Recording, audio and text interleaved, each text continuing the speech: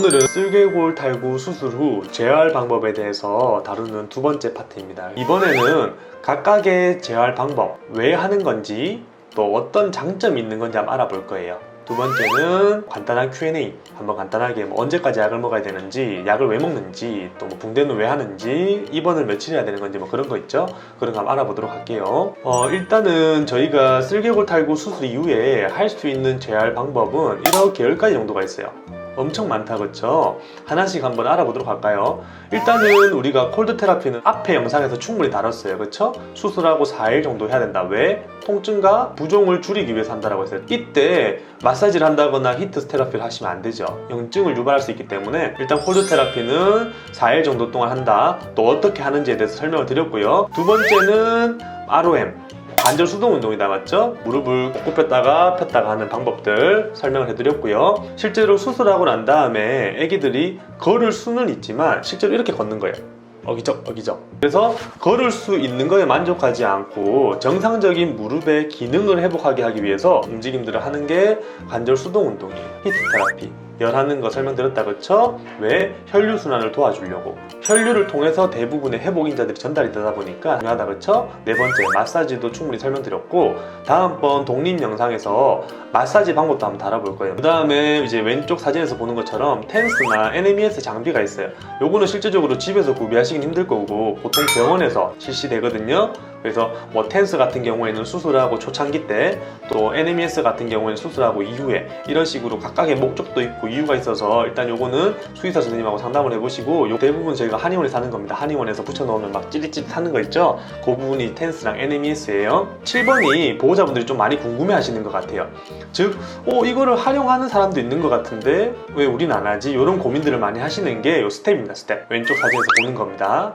요건데요, 실제로 우리가 수의학 서적에서 보면 걸을 수 있는 친구들한테는 사실 스텝의 중요도가 많이 떨어져요. 하지만 걷기를 힘들어 할 정도로 많이 이제 회복이 느린 친구들, 아니면 큰 수술을 했던 친구들 같은 경우에는 걷는 것까지가 힘들다 보니까 걷기 전에 필요한 조치들을 해줄 수 있어요. 우리가 스텝이라고 하는 여러 장치들을 이용해서 할 수 있는데요, 쉽게 생각하면 저희가 앞에 이렇게 간식 같은 거를 이용해 가지고요, 아기가 무의식 중에 다리에 힘이 들어갈 수 있게 하는 운동들인데요, 그래서 일단 중요한 부분은 우리 아기가 보행이 가능할 정도의 쓸개골 탈구 수술 후 환자라면 스텝에 너무 걱정 안 하셔도 돼요. 그 다음에 또 보호자분들이 많이 질문하시는 게 하이드로세라피예요. 수중 보행이다, 맞죠? 수중에서 걷는 것도 있고요, 아니면 수영장을 이용해서 우리가 수영을 하는 게 있어요. 이 두 가지도 엄연하게 다르긴 한데요, 어쨌든 하이드로세라피를 해야 되냐라고 하는데 실제로 적극적으로 추천됩니다. 언제부터냐? 당연히 실밥을 풀고 난 뒤겠죠. 그래서 수술하고 난 다음에 대략 3주차부터 보통 시작이 되는데요, 지면 위에서 걷기는 무릎에 많이 부담이 가잖아요. 그렇다 보니까 소극적인 걸음을 할 수 있어요. 하지만 물속에서라면 자연스러운 걸음을 할 수도 있는 거죠.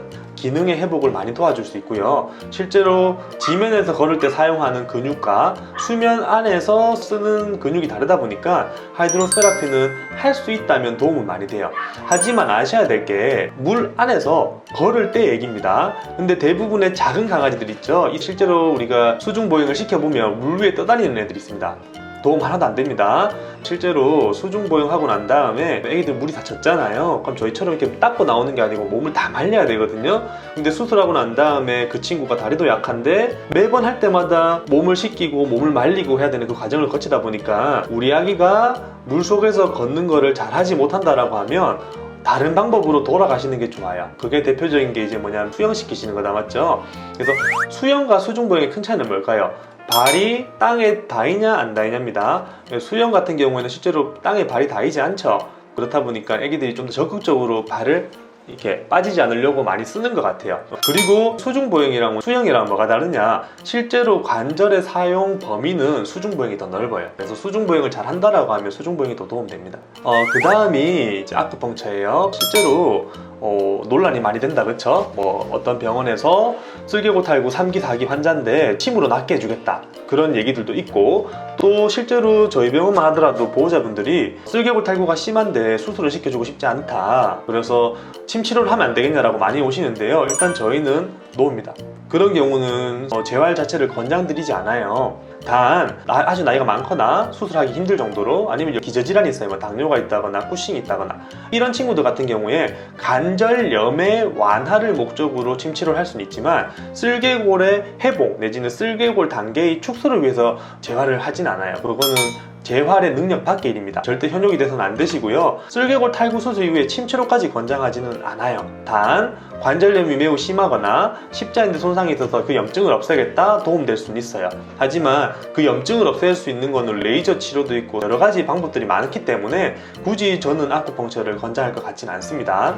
마지막 10번째 디테일이 슬링이에요. 슬링을 보호자분들이 많이 사용 안 하시는 것 같은데 슬링은 수술하고 난 다음에 한 7일에서 한 14일까지 크게 도움이 많이 됩니다. 그래서 수술해보신 분은 아시겠지만 수술하고 난 다음에 퇴원해서 집에 가면 좀 심한 친구들 같은 경우에는 화장실까지 가기가 어렵다 보니까 실제로 그냥 누운 자리에서 소변을 눈다거나 화장실을 가려다가 넘어지는 경우들이 많아요. 그런 경우에는 여기 왼쪽 사진처럼 슬링, 굳이 요런 장비가 없어도 되거든요. 수건 있죠, 수건. 긴 수건 요렇게 배 위에 감싸가지고 이렇게 안아주시면 돼요. 여기를 잡는 거죠. 잡으시면 애기 뒷다리에 걸리는 체중을 많이 줄어들 수 있기 때문에 애기가 아예 못 쓰는 것보다는 조금이라도 쓰게 되는 거죠. 그래서 회복을 많이 도와줄 수 있어요. 슬링이라고 하는 게 실제 재활 방법으로서 사용이 됩니다. 이렇게 우리가 쓸개골 탈구 수술 이후에 할 수 있는 재활에 대해서 한번 알아봤어요. 마지막 Q&A 한번 달아볼게요. Q&A인데요.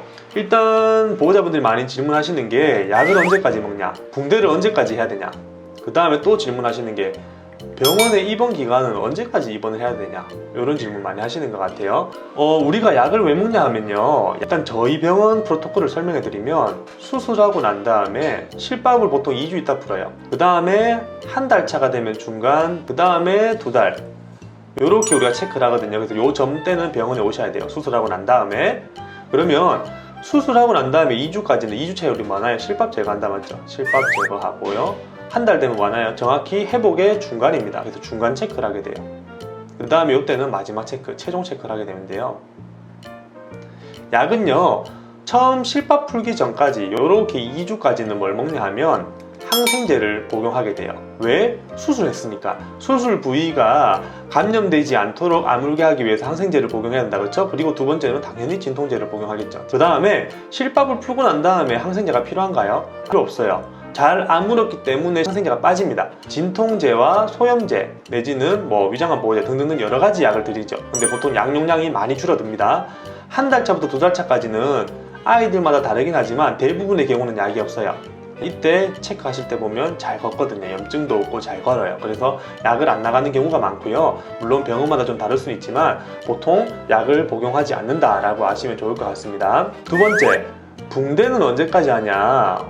이런 질문도 많이 하세요. 왜냐하면 저희 수술하고 난 다음에 3일 입원합니다. 3일, 2박 3일 입원하거든요. 퇴원할 때 저희는 붕대를 제거를 해버려요. 그래서 보호자분들이 붕대를 벌써 풀어도 됐냐 이런 질문 많이 하시는데 실제로 극단적으로 좀 많이 하시는 곳은 한 달까지 한다라고 알고 있는데 실제 붕대가 필요한 시점은 3일 정도예요. 정답이란 얘기는 아니지만 제가 참고했다고 하는 영국 드사바라고 하는 책에도 3일 정도, 더 적게 하는 경우도 있고요. 3일 정도 붕대를 하는데요. 붕대가 술부 압박을 통해서 출혈을 막아줄 수도 있는 부분이고 내지는 혈류량이나 림프관 순환을 도와줘서 회복을 도와줄 수도 있고 그런 역할이지 애기의 보호막 역할을 하는 건 아니에요. 실제로 붕대를 해서 관절을 계속 2주 동안 안 움직이고 있다 보면 회복이 도움이 될까요? 오히려 회복이 마이너스입니다. 실제로 사용을 하면 할수록 빨리 회복이 돼요.